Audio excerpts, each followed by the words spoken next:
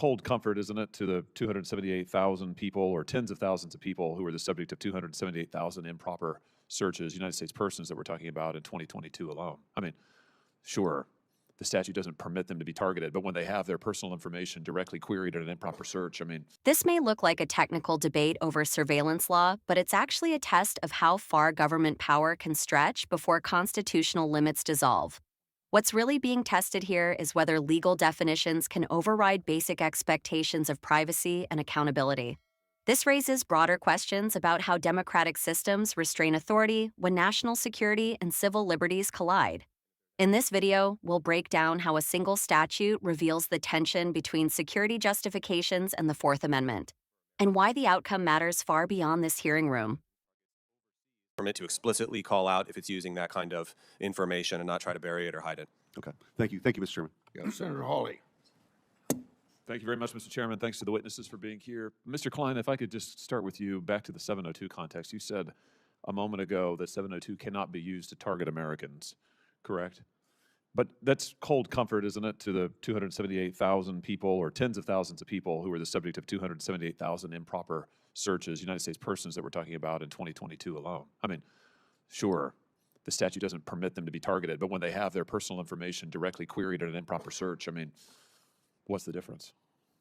Yeah, thank you, Senator. And obviously, if there's noncompliance with the rules, that's a big problem. And if there's any suggestion that things are being done for political purposes or other improper motives, that's a big problem. It's something I've written about many times. I think there is some comfort for Americans, even if they're queried, from the fact that foreign intelligence targets overseas are the people on whom this collection is based. Why? Why would that be? That is a big. Why would that make me feel any better?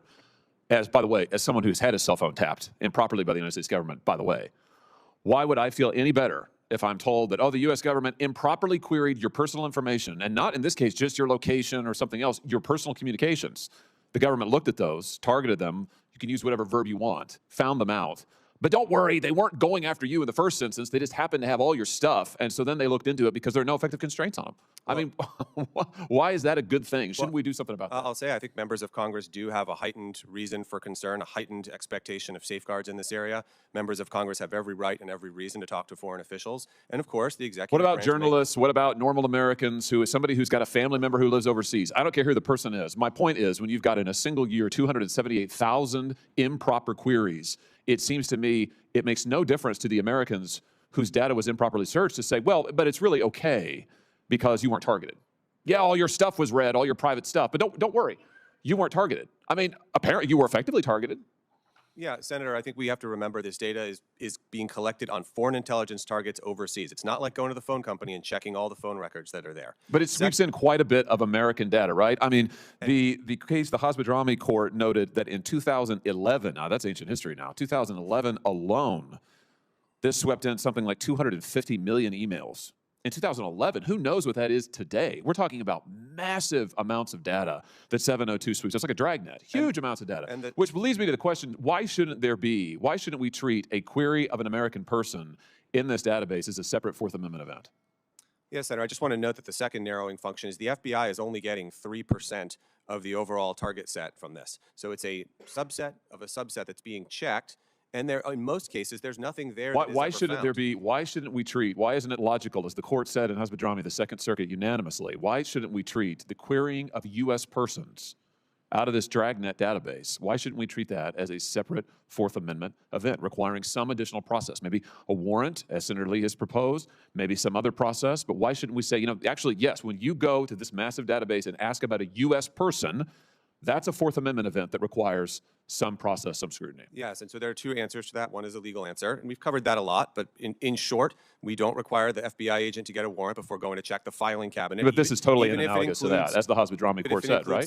And as indeed the U.S. Supreme Court said in Riley.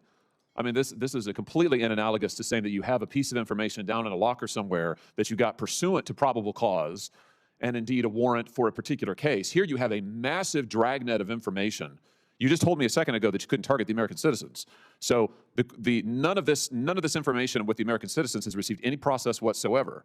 But now the FBI or the NSA, whomever, can go and query this database for the first time and get information on U.S. citizens, particularly for the first time. And you're telling me that that's not a separate Fourth Amendment event? Well, Senator, I don't know what the first time. And when this information comes across the transom, there's an analyst, let's say at NSA, who's monitoring that target, or at the FBI, if it's one of their investigations, and they can read the whole thing. It's the first time that the U.S. person has been the subject of inquiry, though. It has to be under the statute, because you told me a second ago you can't target a U.S. person. Right. It's got to be purely incidental. And the statute also says you can't target a foreign person for the purpose of getting information on a U.S. person through the back door. So it therefore follows that when you go to query the database later, query a U.S. person in the database, that's the first time the U.S. person is the subject of the inquiry. And my question to you is, that looks an awful lot like a search and seizure for a Fourth Amendment purposes. Why shouldn't we say, yeah, okay, that's a Fourth Amendment event. We need some additional process around that. Yeah, and Senator, I think the government has already collected this information. In many cases, an analyst may have sat there and read the email. To me, it seems passing strange to say that someone has a reasonable expectation of privacy still in something that an intelligence analyst has sat there and read as it came across in their collection stream. Well, it just seems to me you can't have it both ways. You can't say that there's no targeting of U.S. persons that's forbidden under the statute, but then when they do want to actually target a U.S. person, they don't need any process for it. You're saying on the one hand, no process needed on the front end, no process needed on the back end.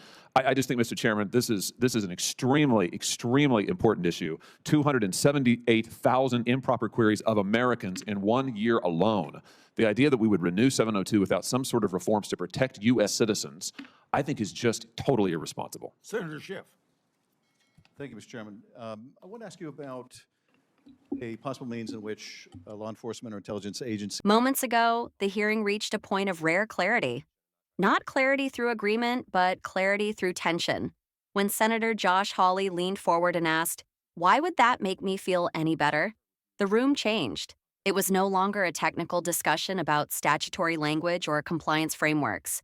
It became a moral confrontation, a challenge not just to a legal expert at the witness table, but to the logic underpinning one of the most powerful surveillance authorities in modern American history. The exchange centered on Section 702, a provision repeatedly defended as necessary, narrow, and focused outward.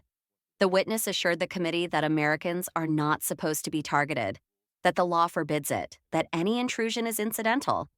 But Hawley refused to accept comfort in theory when the facts told a different story.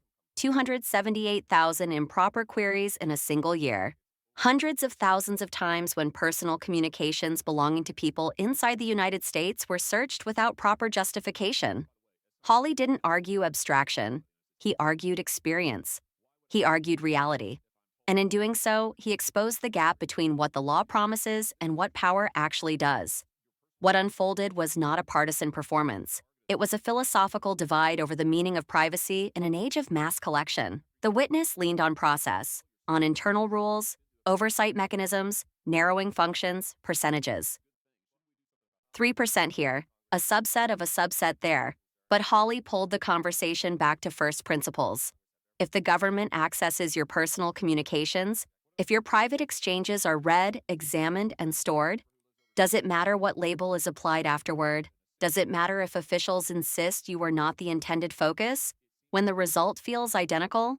This is where the hearing transcended policy and entered history. Because every era has a moment when citizens must decide whether power should be trusted simply because it claims restraint, or constrained because history shows otherwise. Hawley invoked the Fourth Amendment not as a slogan, but as a standard. A line drawn precisely for moments like this. Moments when the government already has the data, and the only remaining question is whether accessing it requires permission, scrutiny, and accountability.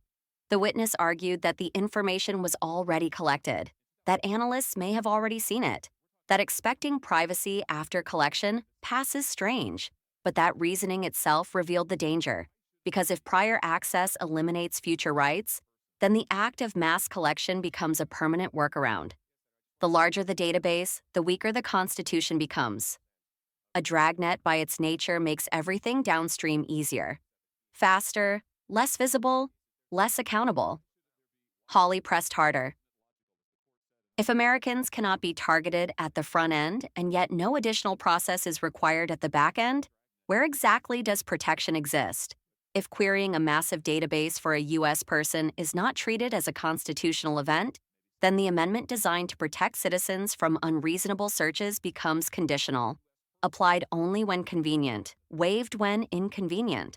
This is not a question about one senator or one statute. It is about the structure of power itself, about whether modern governance has quietly inverted the relationship between citizen and state. The witness emphasized legality. Hawley emphasized legitimacy. And history teaches us that those two are not always the same. The hearing revealed a deeper truth. Systems do not abuse power all at once. They normalize it. They defend it with technical language. They justify it with percentages and internal reviews. Until one day, what was once extraordinary becomes routine. 278,000 improper searches becomes a statistic, not a scandal. And the people behind those numbers fade into abstraction. But Hawley refused abstraction. He named journalists, families with relatives overseas, ordinary Americans whose lives intersect the globalized world in unavoidable ways. In doing so, he reminded the room that surveillance policy is not theoretical. It is personal. Every data point belongs to a human being. Every query has a name attached to it, whether the government acknowledges it or not. This is why the question of reform matters. Not because of politics, but because renewal without change signals acceptance. Acceptance that mass collection followed by warrantless access is simply the cost of modern life. Acceptance that constitutional protections shrink quietly as technology expands loudly. The witness argued precedent. Hawley cited courts that recognize the distinction between possession and search, between storage and use, between incidental collection and deliberate inquiry. The debate was not about capability. It was about restraint, about whether Congress will assert its authority as a check or defer to agencies that, by design, operate behind layers of secrecy.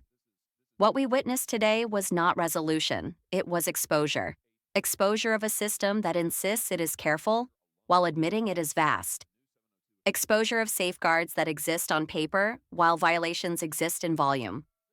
Exposure of a fundamental question America must answer again and again. Who watches, and under what rules? In the end, Hawley called renewal without reform irresponsible.